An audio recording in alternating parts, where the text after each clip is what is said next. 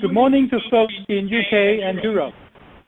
And good afternoon to other guests in Asia. My name is King Leong, head of FinTechHK Hong Kong. I'll be the moderator for you for this webinar.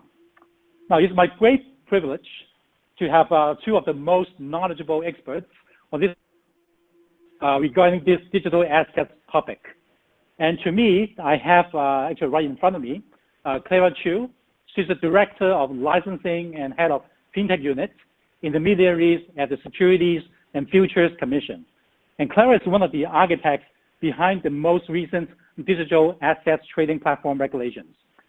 And on the line, we have the other expert, Henry Asanian, the Chairman of Hong Kong FinTech Association and Global Crypto Leader at PwC.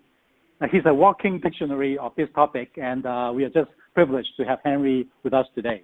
Now, as some of you may know, Hong Kong is the top IPO market in the world in the 6 of the last 10 years.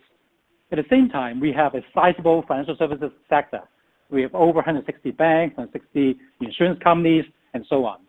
And at Invest Hong Kong, our remit is to build up this great foundation and take it to the next level for FinTech. And definitely, digital assets is a major topic for us. Now, so from our experience, since we have colleagues across 30 cities around the world, we do come across many folks, including UK, that come to us and ask questions about the latest developments of the Hong Kong crypto regulation. So I'm glad that we have a true leader and expert who have been behind this development. So with that, I would like to invite Clara to say a few words to help us understand the whole journey in having this regulation in place today. So thank you, Clara. Thank you, King. Before I start, I would like to maybe talk about,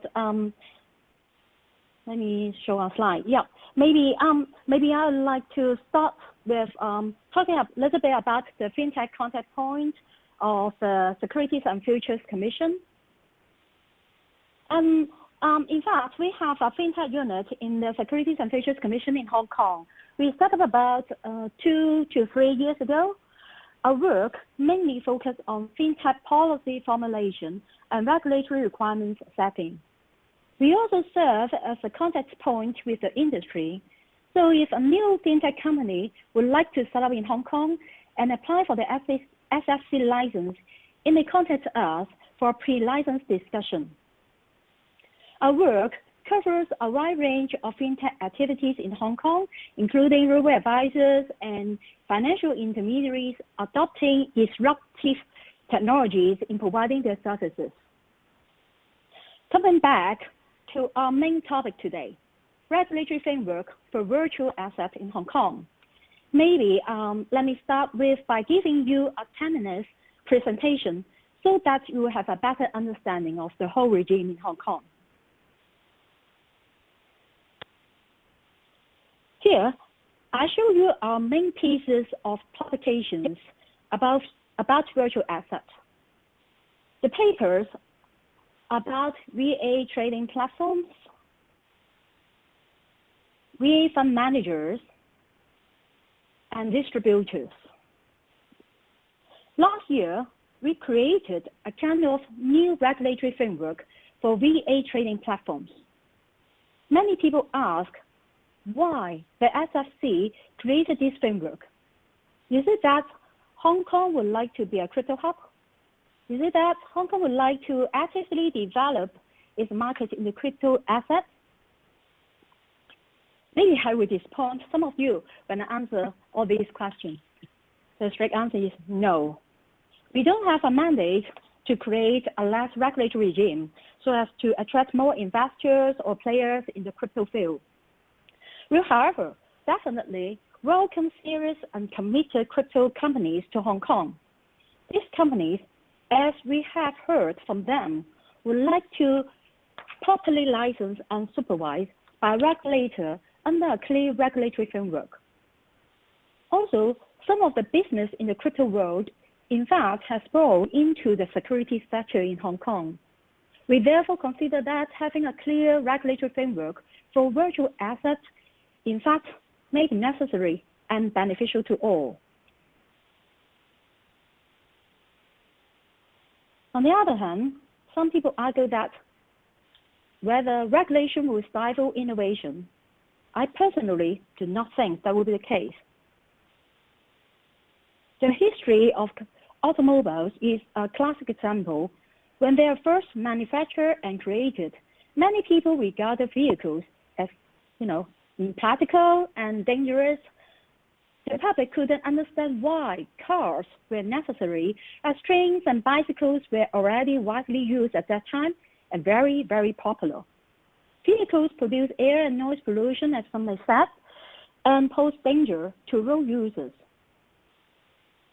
The UK government had to step up and at that time implemented our Locomotive Act in 1860s, under which speed controls were mandated. It also stipulated that every vehicle must have a man walking in front of it, as you can see from this picture, waving a red flag or holding a lantern so as to warn on other users of the road. When we look back now, I think we will all agree that the UK regulation did not destroy the development of the car industry at all. On the contrary, it provided a very, very good foundation for formalizing many important road concepts, such as vehicle registration and the organization of highway authorities. The law also allowed the car industry in the UK to further flourish. We are now doing the same thing in Hong Kong. We are creating regulations in the crypto space so as to set the foundation for the crypto industry to expand in an orderly manner and within the boundaries of acceptable behaviors.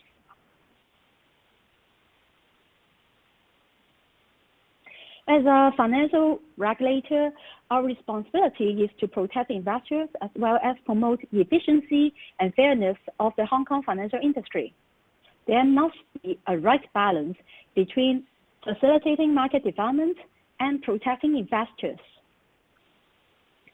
As an international financial center, we will maintain our high expected regulatory standards when we consider giving any license to VA trading platforms or fund managers under our regime.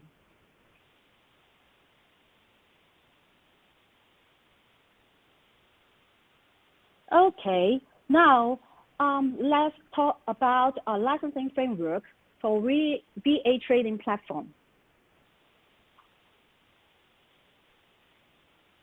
At this moment, we are only prepared to grant license to specialized VA platforms. As you will see in our framework, we require our licensees to have the highest standards of integrity and proper conduct. Our requirements are set out in our licensing terms and conditions. And if you see the publication that I mentioned in the first line, you will see further details. And then also set out a few here, the relevant regulatory requirements. For example, the platform should only serve PI professional investors. They should have policies and internal controls in relation to safe custody of client assets, AML, and also they must have some policy in place and some internal control as to the prevention of market manipulative and abusive behaviors.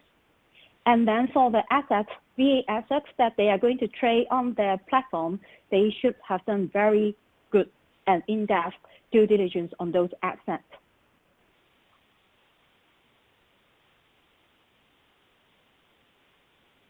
And I said the licensed platforms should only serve professional investors.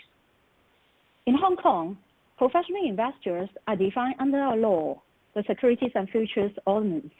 In general terms, they include institutional PIs like banks and insurers, corporate professional investors, and individual PIs, also called high net worth individuals, who have investment portfolios of more than 8 million Hong Kong dollars.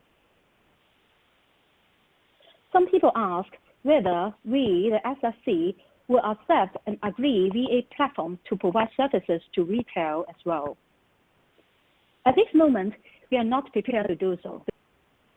VA trading platform is new to us under our supervision.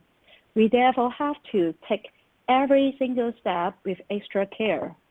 We still need to see how the VA platforms will actually doing after getting our license. And we also have to see the global VA market development before any relaxation in this aspect will be considered.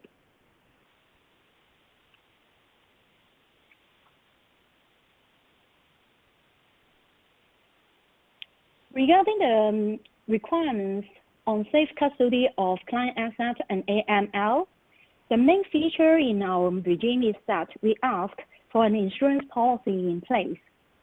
Our platform operator must ensure that they have in place at all times an insurance policy covering the risk associated with the custody of client assets. For hot storage, there should be 100% insurance coverage, whilst for cold storage, we will expect a substantial coverage, for example, like 95%.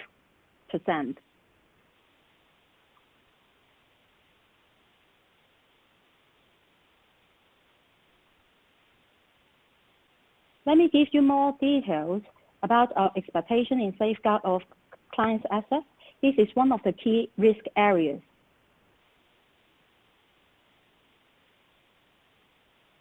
This screen shows you an example of wallet structure. For example, you will see that only 2% of the VA should be held in client hot wallet, and the remaining 98% should be held in client cold wallet. When a client makes a deposit of VA with a licensed platform, the platform should perform AML check first here before proceeding to any transaction.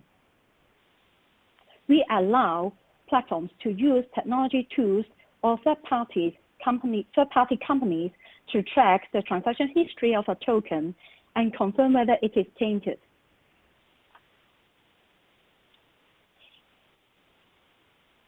Here on this slide, we will talk about a requirement on private key management. In particular, the seeds and private keys should be generated under controlled conditions and be kept in a secure environment, such as HSM, hardware storage module. There should also be detailed specification on the cryptographic devices. And we also expect that there should be split control. No single person should have full control of the seeds and private keys.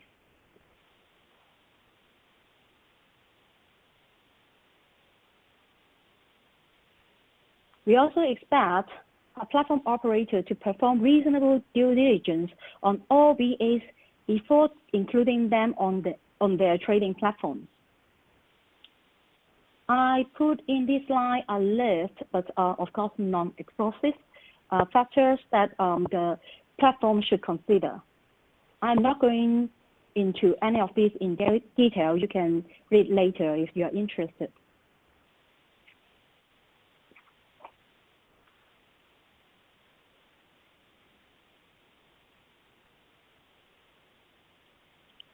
So I have covered a number of key requirements in the framework. Maybe we go to the question as to what empowers the SFC to license VA trading platform, which in fact do not fall squarely in the securities regulation. This is where the novel features of the framework comes in place. Under our current legal framework, we have no power, in fact, to regulate trading activities of cryptocurrencies such as Bitcoins, Ethers, since they are not securities. We only have jurisdiction over trading of securities and futures. We therefore created a licensing framework such that if the platform wants to get a license from us, it can intentionally include or add a security token on its platform so that it can fall within our jurisdiction as it is then trading a security token of security. And then they can apply for a license.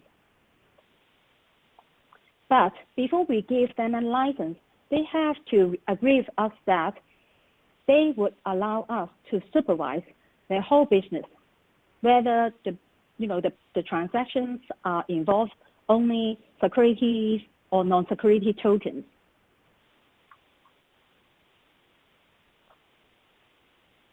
For VA funds, we, in fact, again, have no jurisdiction. If the fund manager only manages a fund and the composition of which is non-securities tokens, for example, our Bitcoin 100 Bitcoin fund here. However, if you're already licensed by us, as you manage other security funds, your VA fund could be supervised by us. If your VA fund has more than, say, 10% VAs, we would have a set of standard regulatory requirements for you to comply with when you apply for a license from us.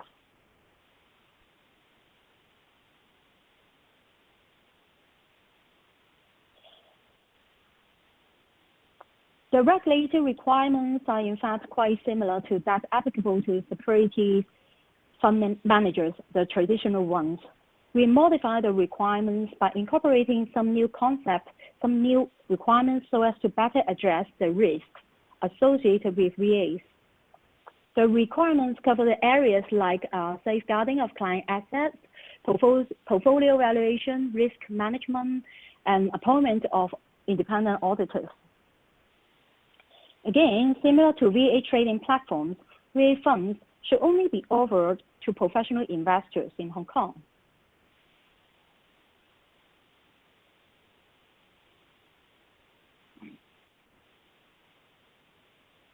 For better checks and balance, we consider it important that VA fund managers should engage independent third parties in carrying out different functions.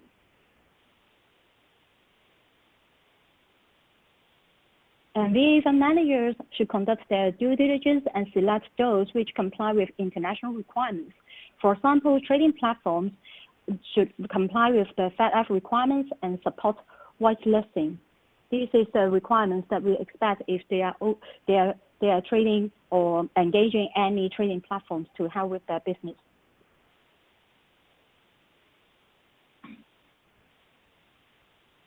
As for distribution of VA funds, the firm will need a Type 1 license from us. So there's my presentation today. If you would like to know more or read our publication, please visit our website or contact us at the FinTech contact point. Thank you. Well, thank you so much, Clara. This is terrific. In fact, I'm learning something new every time Clara shares this information. Now, I guess this is a good time to change gear for us. Again, Hong Kong has been very blessed to have a very sizable crypto market with strong liquidity over several years of strong organic growth. And at this time, I'd like to pick the brains of Henry to help us better understand the crypto market from a sort of business opportunity standpoint in Hong Kong and Asia. So off to you, Henry. Excellent. Thank you, King, and thank you, Clara, for that great presentation. Maybe before I start, a big hello to everybody on the line who's listening.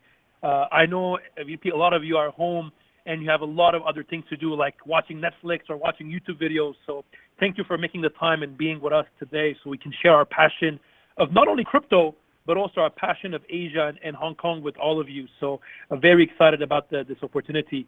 As King mentioned at the beginning, I'm the chairman of the FinTech Association. Maybe it'd be just useful to give everybody a bit of context before we talk about crypto. As you guys know, Hong Kong and Asia are very vibrant ecosystems when it comes to digital assets. And of course, when you look at that, Hong Kong is obviously a big ecosystem from that perspective as well. I mean, as chairman of the FinTech Association, we were created 2 years ago, and literally we already have more than 300 companies as members. We have 1,500 individuals represented, and really our job is to be do the advocacy, create advocacy for our community, collaborate between members of the ecosystem, and of course, educate. And that's one part where crypto comes a big play. So let me cover about some of the elements that King just mentioned about the opportunities with the broader landscape in Asia. I think if we take a quick step back, right, if we look at what's happening right now in the world in the broader digital asset space, there's a couple of big trends we realized, right? So King was asking about the investors. What's the reaction with investors? What are we seeing? So one thing you can see is that globally, we just released a report 2 weeks ago at PwC, which is my other hat, by the way, which is where I'm the global crypto leader, where we analyzed over all the deals that took place last year in the market. And a couple of things that we noticed. One of them, as you can see on the slide, the volume of the M&A deals and fundraising deals have both reduced by volume and also by deal count as well. So it's very interesting what we have been seeing from that perspective. But really what makes it interesting for Asia is the middle column you see here. Is that when we look year on year, we are seeing really crypto M&A and crypto fundraising activity move from the west to the east. And there's numerous examples of these we can talk about over the next couple of minutes, but we are clearly seeing a shift take place where we're seeing an increased level of activity in Asia. The other big trend we're seeing on the right side is you're seeing crypto companies now get involved in different types of activities. For example, in many other industries, you see the big player acquire the small player. But one thing you're seeing now in the crypto industry is a lot of the big players are kind of becoming octopuses. They're kind of acquiring ancillary services that are related to their business. And that's one thing as well we've been seeing a lot in Asia as well. And when you move to the next slide, I mean, you'll see other trends as well that are going on. For example, one of them is that we are seeing now the average investor ticket size go up. So you know what this means? Actually, we are seeing larger investors come in, and we're really seeing crypto M&A and fundraising move from being seed transactions to being more Series A and higher. And that's one area that I'll cover in. Exactly, this is where it hits the sweet spot with Asian investors and Asian family offices for many of you who may be looking at fundraising.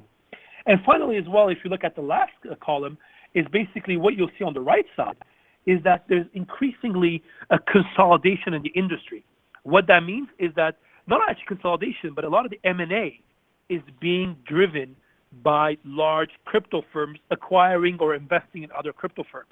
Actually, over 90% of M&A in the crypto sector now is being led by large crypto firms. And one thing that we have a lot in Asia is we have a lot of large crypto firms. So just come back on that. One thing you'll see is when we're talking about the investor landscape. So I know for many of you, you are involved in the fintech space. Many of you who are involved in the digital asset space. Getting investors is key. And I have to say that that's one thing that is a big attraction point for a lot of the ecosystem players is actually the presence and the landscape of investors in town. For example, high net worth individuals. One thing we realize a lot is, especially when it comes to digital assets, a large part of the seed money that goes into crypto firms are actually by high net worth individuals. And this is actually because it's not only high net worth individuals, but you need people who are obviously have money, but also are quite sophisticated, as Clara mentioned, they're professional investors, but who also understand finance and financial services. And the mix that Hong Kong has as a leading financial services space really creates this ecosystem. And I can tell you, for example, as a scoop, in 2 weeks, we're going to release, PwC releases its second global crypto hedge fund report. And I can tell you right now that one of the big takeaways of that report is that over 40% of the capital coming into crypto hedge funds is coming from high net worth individuals. So again, you can see how this investor landscape becomes very interesting for anybody looking in the space. Second are family offices. You know, obviously, there's a rise of family offices right now throughout the world, but especially in Asia. And Hong Kong and Singapore have a big share of that amount of family offices. And obviously, one of the big trends that we are seeing is we're seeing a lot of family offices increasingly get involved in digital assets. Many of them have been looking at the crypto space for the last 1-2 years, and now that they have dry powder, and now that there's actually a lot of opportunities for them, many of them are looking at investing. I mean, just as an example, last week, one of the large crypto firms in Switzerland, Crypto Finance, just raised a $40 million round, and of which there's 2 large family offices from Hong Kong, QBN and Lifeng, who are actually involved in it. So again, you're just a great example of seeing how there's a lot of these foreign, European, UK, and American players now coming to tap the smart money of family offices in Asia. which also can help them expand to the region from that perspective. And of course, like I mentioned before, large crypto firms. If you look at a market like Hong Kong, some of the large global firms that you know in the digital asset space are based in Hong Kong. Think about firms like Block One that raised over $4 billion in a token sale last year. The largest crypto derivatives firm, has a presence here in Hong Kong. Diginex, one of the large firms as well in the crypto space, again, all based in Hong Kong. So you have a large number of these firms that are based in Hong Kong, and the same as well for the rest of the region. If you think about Singapore, for example, as well. So there's a lot of these large firms that are already in the region, which makes it quite interesting. And also venture capital firms. One of the reports, if you're interested and you go read our M&A and fundraising report that was released 2 weeks ago, one of the takeaways is that still almost 57% of the capital coming into the crypto space is coming from traditional VCs. So this is especially for equity type investments. So for those of you that are entrepreneurs and who are looking at raising money, almost half of the money, if not more, is coming from traditional VCs. And that's also one part of the vertical that Hong Kong has quite a lot. So again, this is a quick wrap-up of the investor landscape in Hong Kong, and happy to share more, if need be. I'll pass it back to you, King. Wow, man, this is a lot of, I've been taking a lot of notes too, Henry, so thanks for sharing. Now, I guess if I were the folks listening to you, Henry, just now it was a fantastic overview of the opportunities and the landscape. But I'm just curious, putting myself in the shoes of the audience listening to you from UK and Europe, can you talk a little bit more from the UK, European perspective?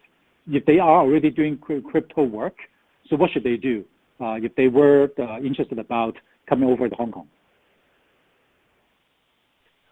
No, absolutely, King. And I think this is an important point for a lot of you who may be based in the UK, in Europe, in North America.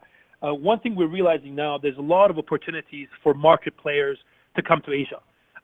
Frankly, you can be in any, obviously, as you all know, Asia, I would say from a fintech perspective, like look at China, for example, from a B2C fintech perspective, China is years ahead of everybody else.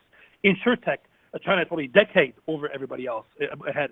When it comes to digital assets, I would say that Asia as a whole is, I would say, about a year to year and a half ahead of the rest of the world. If you look right now, you follow any crypto media, what you realize is some of the most cutting edge stuff is generally coming from Asia, or actually is a lot of them is actually being driven from Asia or from firms or people who are based in Asia for various reasons are setting up companies in other places.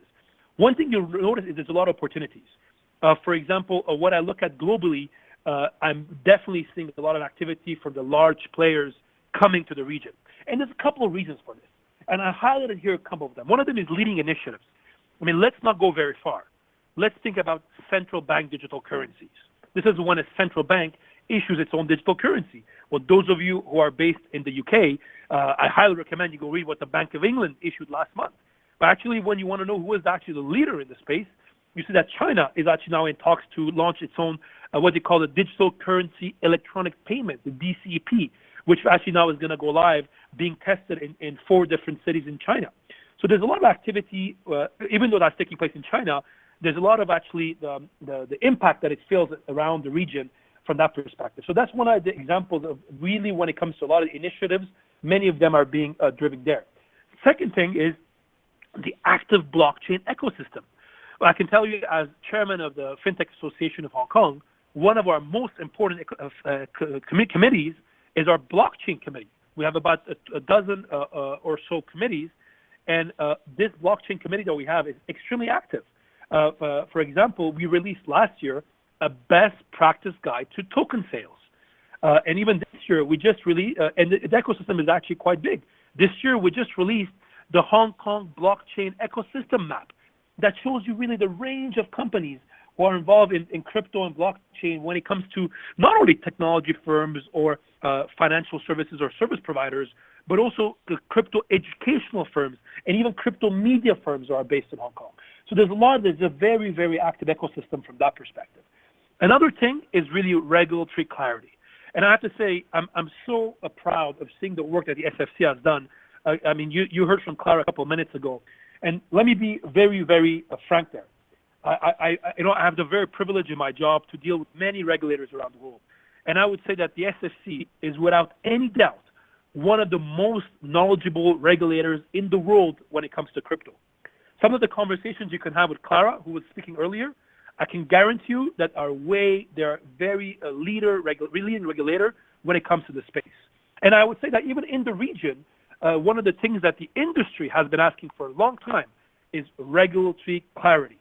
And frankly, right now, if you look globally, according to Cambridge University, only 5% of regulators don't have somebody working on crypto. And really, the work that the SFC has done on providing regulatory clarity has been really well welcomed from the community. And really, I think this shows you how it's important to have regulations, but also clarity in the space, and the regulator understands it. And I'm very proud to see the SFC has done the work in the space. The other thing to understand is the active financial services ecosystem. So again, you need an active financial services ecosystem to become a naturally fintech hub and also naturally a digital assets hub. And again, that's one thing you have a lot in Hong Kong, as you guys can imagine. And also, when you look at the service providers, even in my day job at PwC, for example, we have a massive team that focuses on digital assets based in our Hong Kong office. And because there's a lot of when you have an industry, you need a lot of service providers around. And that's one thing as well that has a lot. And I would really finish it, Molly, with openness digital assets. You need to go somewhere where the rules are clear and there's actually clear guidelines from not only regulators, but also policymakers on where the industry is heading. And I think for anybody right now in the digital asset space, having an Asia strategy is an absolute must. Whether you decide to go to Hong Kong, whether you decide to come to Singapore, whether you decide some of the markets you will target are Japan, Korea, I think that's secondary. But you need to have an Asia strategy right now if you're in the digital asset space, or else you risk being left behind. I'll stop it here, King, and I'll pass it back to you. Wow. Okay. Terrific, Henry. Thank you so much. Now, I guess the next question I have, and this is more for Clara, is that the whole landscape is changing so much.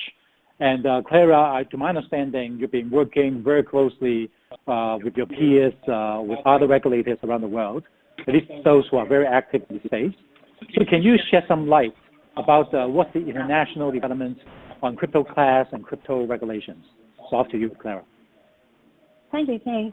I think internationally, regulators and governments have placed a strong focus on the potential risk of money laundering in VA trading. Yeah. So with the slide. Yeah. Anyway, sorry, King. There are some technical issues here. Anyway, I'll continue with my answer to your question. As I said, I think internationally, regulators and governments have placed a very strong focus on the potential risk of money laundering in VA trading. FedEx, the Financial Action Task Force, is the global money laundering and terrorist financial watchdog, and international standards are set through this task force. It is joined by many different jurisdictions, including like Hong Kong and other major regulators. The task force published a guidance for a risk-based approach to virtual assets and virtual asset service providers, and an interpretative note to Recommendation 15 last year. It requires jurisdictions to regulate and supervise virtual asset service providers, at least for AML purpose. Since all major jurisdictions and many others are members of this task force, we can expect that more and more countries will implement new regulations or enhance their current ones so as to regulate VA service providers in their jurisdictions, especially from the AML perspective. In some common law jurisdictions, including like United States, United Kingdom, Singapore, Australia, and Canada, they have introduced already some statutory licensing or registration system for VA service providers. Other than AML side, Hong Kong SFC is also an active member of the IOSCO. IOSCO means International Organization of Securities Commissions. It is an international body that brings together the world's securities regulations and sets global regulatory standards. IOSCO has undertaken a number of projects which relate to virtual assets. More recently, it published a report which specifically discusses issues, risks, and regulatory considerations relating to crypto asset trading platforms. It sets out some specific areas for jurisdiction to consider in the context of the regulation of the VA platform. So one may, dig out this paper, this report, and have a look.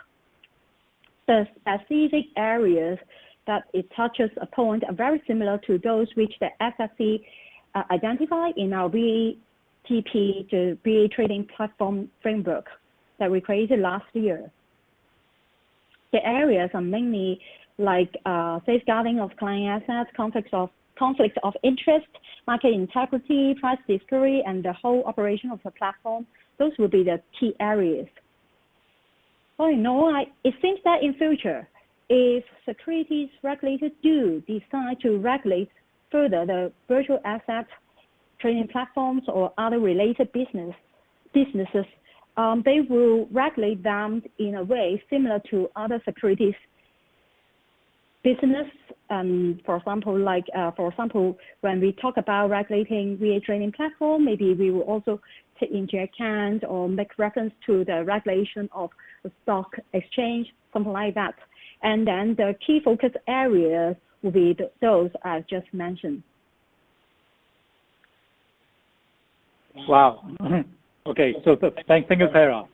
Now, I guess what I'd like to do next, I'm conscious of time, as I also see a number of questions coming in from the audience, and I want to make sure that we can address as much of the questions from the audience as possible.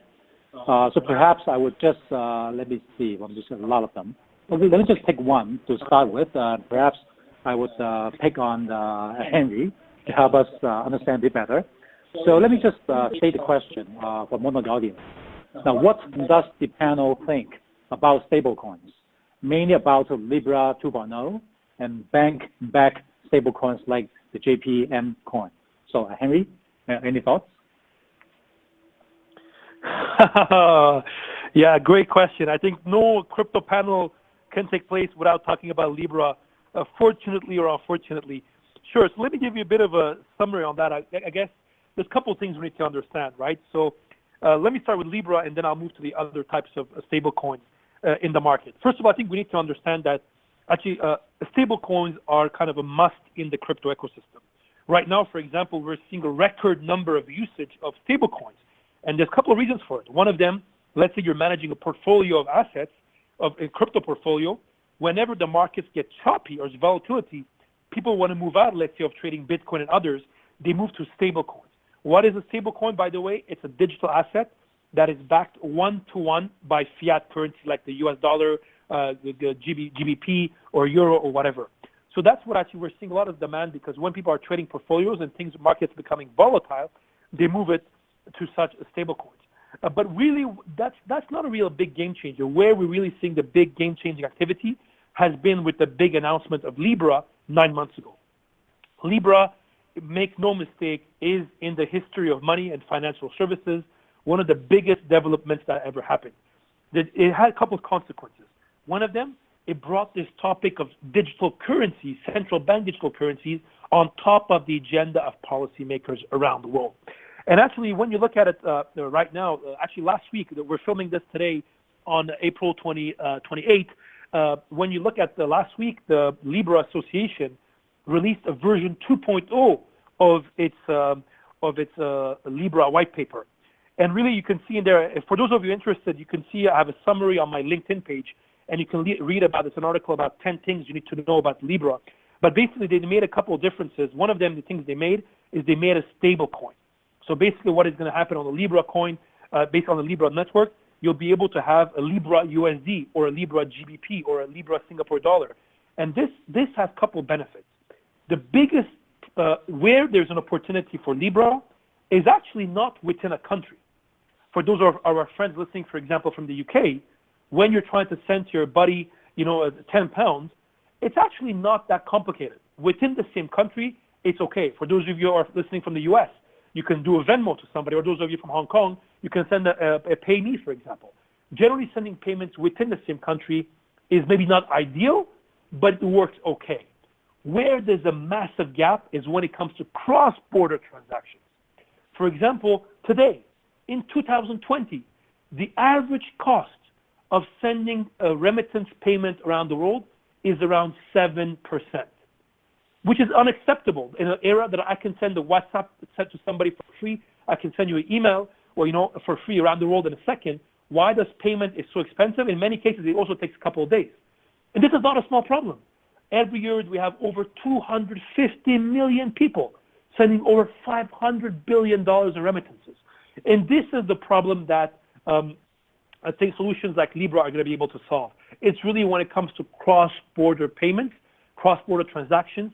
That's where I think there are a lot of solutions like Libra will be able to have a meaningful difference and be able to empower cross-border fees. When it comes to the other stable coins, there's a number of them that are issued by companies. A lot of them are actually regulated. And you can argue that if somebody needs to send $10 right now from, let's say, from Hong Kong to the UK, yes, you can do it using your bank. But frankly, the fees are quite high. It doesn't work on weekends. It's clunky. Whereas you could do a payment in a stable coin, and there's many of them. It will happen immediately for almost no fees.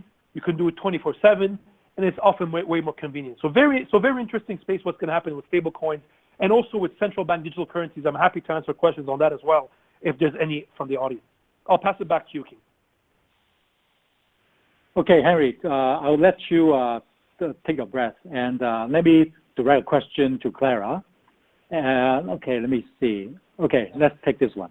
Now, given the current volatility in the market, what additional protections are being put in place to ensure only qualified investors are trading in such securities? What additional requirements are being placed on licensees to access the suitability of new clients to ensure mis-selling does not occur? So up to you, Clara. Thank you, Kay. Yeah, it is a very good question because suitability is always a big topic in all these regulatory requirements. Many, even if we are not talking about VA, regulators are always asked by financial intermediaries how they should or they could comply with the suitability requirements when they are selling financial products to their clients. And in the VA trading activities, I guess our main concern on, this is I guess other regulators in other jurisdictions will also agree with me that, the main concern will be the kind of like mis-selling or suitability requirements for these products or the VA to retail investor or investors.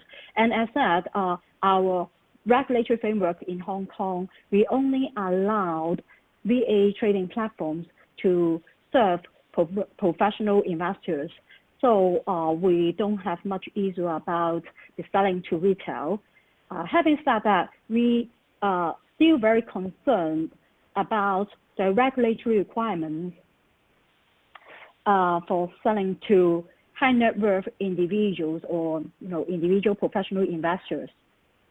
So we have placed some safeguards in our regulatory regime. For example, we will ask trading platform, the platform operator, to assess the individual professional investors' knowledge of virtual assets before providing any services to that client. The assessment would involve like the trading platform should understand whether this client, this individual has previously worked in any cryptocurrency related business. For example, if let's say the client was a CTO of a VA trading platform in the past, then of course we will agree that this client probably have very in-depth knowledge of VAS, so it will satisfy the knowledge requirement. Of course, not many of us have that kind of working experience in VA firms. So we also allow that if an individual who has previously traded or executed any transactions in V8. For example, let's say if he has executed 5 or more transactions in any virtual asset within the past 3 years, then we are also satisfied that this client probably have sufficient understanding and knowledge of virtual assets. So this is the safeguard. Okay, thank you, Clara. Let me take another one. This is specifically directed to Henry. It's a short question. What security token platforms does Henry see prevalent in the market? So Henry? Sure. Yeah. So on security token platforms, yes. So let me take a step back, right? Obviously, maybe just to recap for the audience, what is a security token platform? Because we didn't really address it that much in the panel. As you guys know, Clara mentioned it a bit in her presentation. But what is a security token? First of all, so obviously we have cryptocurrencies like Bitcoin. We have stable coins that are backed one-to-one by US dollar, other fiat currencies. And one of the types of crypto assets we see in the market are security tokens. What are security tokens? It's basically, let me give you a very, very simple example, is I could take, let's say, a building. But right now, the only way I can buy and sell a building is in a traditional way where, let's say, a hotel, you need an investor with deep pockets to come and buy that entire building. What tokenization enables you is you can take a large illiquid piece of asset, tokenize into little pieces, and actually be able to offer that to a broader range of investors. The closest thing we could come to it that is a bit similar in the traditional world is a bit what we call REITs, real estate investment trusts. But those are actually quite expensive to make, and they're only on a defined type of asset, whereas with security tokens, we have a bit more leeway on what we want to do. The benefit of that, if I put my lawyer hat on, is not only it provides our more liquidity in otherwise illiquid assets, but really what's exciting is enables you to automate what we call corporate action. Today in a traditional world, if you want to, let's say, you want to do a shareholders meeting, actually, believe it or not, the process is actually quite clunky before we can understand who are your shareholders and bring them together. And also when you want to do a dividend, today the process is actually quite clunky when it comes to dividend payments. If we move to a tokenized world, we can actually not only move away from the annual dividend to actually potentially move to quarterly, monthly, even daily, even hourly dividend if we want to. From a technological perspective, that is possible. The type of project that we are seeing with security tokens is really those who are trying to tackle otherwise illiquid products and try to bring them into a more broader professional investor realm of individuals. A great example of that is real estate. Hong Kong is a perfect example of that, where real estate is actually quite pricey, whereas if we can actually take these pieces of real estate and actually be able to allow people to have access to the real estate market at smaller tranches, let's say by way of security tokens, rather than to have to save for 10 years before they can actually save enough for their down payment on the house. That's a great example that we are seeing from that perspective.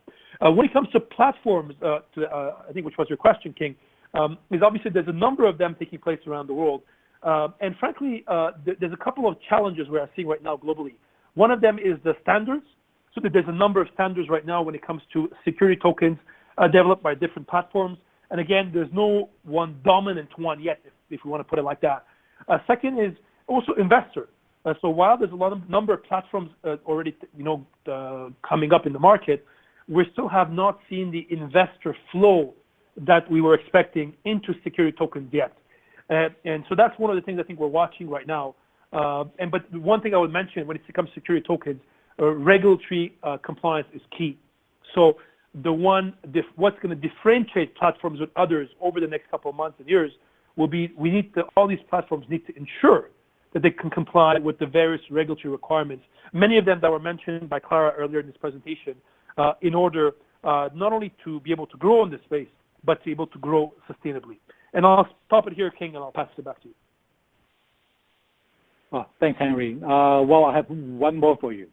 Now, obviously, you've been dealing with a lot of the folks with the money.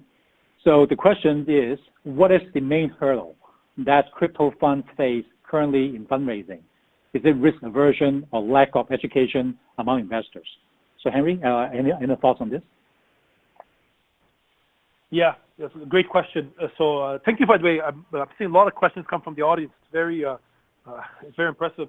So one of them is on the fundraising. Yeah, it's a challenge. I think around the world we have seen fundraising for crypto projects be a bit of a challenge. However, like I mentioned before, we are seeing some shifts in the fundraising area, right? Like I mentioned at the beginning of my presentation, we are seeing a shift towards Asia, and we believe some of the key investor groups, like family offices, who have been watching the space for some time, are going to come in and look at it's a great opportunity for them to invest. The biggest practical challenges we have seen, and for example, is really I would say one of them is really educational. So obviously, nobody would invest in anything where they don't understand it.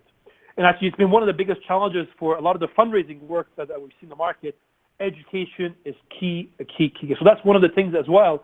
As an ecosystem, if I put my one of the other hats that I wear is I'm a university professor and I teach fintech in university. I write books about the topic. Actually, my next book will come out later this year. It's called The Future of Money. It's 300 pages about everything crypto. And I think this kind of initiatives are very important from an educational perspective to understand that people understand it. Again, if you don't understand something, you'll be afraid of that topic. So that's one of the ones we've seen. Second, I would say is competition with other industries. For example, today, right now, if you're a distressed investor or what we call a special situation investor, there's a lot of opportunities in the market. If you have a lot of cash right now, from literally restaurants to hotels to airlines to other traditional businesses, there's absolutely a lot of industries that are way more simple to understand that you can go pitch to. So that has been one of the things we've been seeing a lot for right now in the market, one of the challenges. And the last challenge I would say that we are seeing is the lack of institutionalization of many players. I mean, one of the big trends we've been seeing globally is that industry is becoming more institutional. We are seeing a number of best practices, regulatory clarity, the presence of regulated players enter the market. And as we are seeing the industry become institutionalized, this will give a bit more comfort to the industry, to the sector, and to investors. So again, right now I would say the industry for anybody coming in is definitely more institutionalized than it was 2 years, than it was even 4 years or 5 years ago, of course. And that's really one of the big. As the industry becomes more institutional, it will be easier for fundraising as well, because there'll be a bit more comfort from traditional investors in the space. I'll pause it here and I'll pass the puck back to you.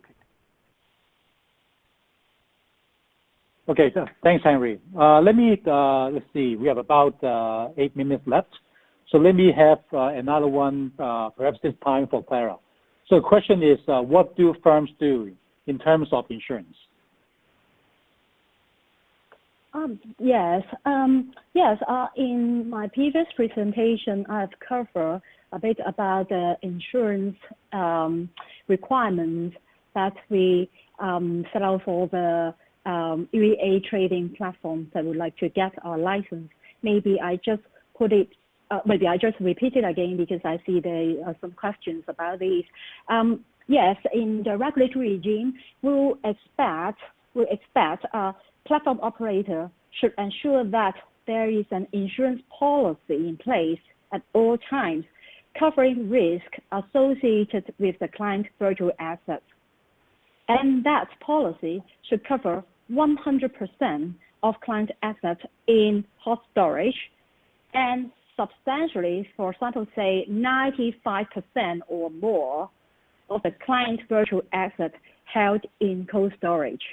Yeah. So I hope I have clarified, the inquiries on these aspects. Okay. Thank you, Clara. Now, since we have just a little bit of time left, perhaps I just want to let Henry just pick a question, because I think there's just so many of them. Perhaps you can pick one that you can answer in, say, 4 minutes to be exact. Because I think some of them are pretty profound, very deep questions, which I believe it takes a bit of time to explain. So, Henry, can you perhaps just pick one that you can? Sure. Which one do you want me to take? Do you want to take the one on COVID? Do you want me to take which one? Do you want me to? Sure. Yeah. There's so many. The one on COVID. So you pick one. Sure. Yeah. Please go ahead. A lot of questions. Maybe I'll take the one that's on top, which is let me read it. It's what do you think is going to be the impact on the crypto industry in Hong Kong of the coronavirus? So yeah, so this is a great question. So a couple of things on this point, right? So let's make no mistake that the coronavirus will have an impact on the crypto industry. I think there's going to be some short-term pain like we are seeing in other industries. However, we are really seeing now the coronavirus, COVID-19, be a catalyst to the crypto industry. A couple of reasons. One of them, cash. I mean, one of the big things we're seeing right now around the world is people don't want to use less cash because many believe that actually cash can be transmitting the virus. This is why you have been seeing the Chinese central bank literally quarantining money, putting money aside and burning money because there's a risk of virus transmission. Korea has been doing the same, and many other countries have been doing the same as well. So I really believe this is going to will catalyze moving towards the end of cash. I mean, countries already like Sweden, where right now in Sweden, less than 1% of global GDP is handled in cash. And many of the retailers in the market believe that in the next 4 to 5 years, they will refuse to accept cash. I believe that's going to be catalyzed, and we may see actually a less usage of cash way faster than was anticipated before COVID-19. Second, I would say the impact of central bank digital currencies. Today, anyone who's following the space, you need to keep an eye on central bank digital currencies. Obviously, the news of China launching the pilot they're launching in Shenzhen, Chongqing, in about 100 kilometers from Beijing, and in Suzhou as well. This is a great catalyst, and I expect to see many, many more countries explore central bank digital currencies. For one reason, right now, in the U.S., for example, the government is trying to send money to people. It's unfortunate that in 2020, we're still sending money by sending a check to a lot of the people who actually need it the most. And this is unacceptable in 2020. We still have to use check or cash for some of these tools when we have the technology ready for these things. So I really expect to see more focus on that. And I would say number 3, and I'll finish it with this, is really when it comes to monetary policy. One thing actually we're going in 15 days is we're going to a historic day in crypto assets. We're having the Bitcoin halving, where right now every 10 minutes we have 12.5 Bitcoin that are created. We're moving to 6.25. And I think that's happening at the same time that in the world right now we're going through a phase of quantitative easing. And I believe these two very opposed phenomena. One is literally we're printing money, and on the other hand, we're literally reducing the new supply of money by half by something that was programmed, who has been known, very transparent, and has been designed literally a decade ago when Bitcoin was invented. It's a very, very interesting phenomenon. I think this is why I expect a bit more interest in central bank digital currency. So I'll stop it here, but I just to say this is actually a very exciting time when it comes to the digital asset space and their impact, not only on financial services, but also on society as a whole, and that's super exciting. I'll pass it back to you, Keith. Well, thanks, Henry. So, okay, let's see. We have about 2 minutes left. So I guess I just want to answer a question from the audience. So can the speakers share the slides? The answer is yes. So that's an easy one. Now I guess I just want to use this opportunity to just thank everyone and our friends at Innovate Finance for putting this together. And this is amazing. And I guess I'm not exaggerating.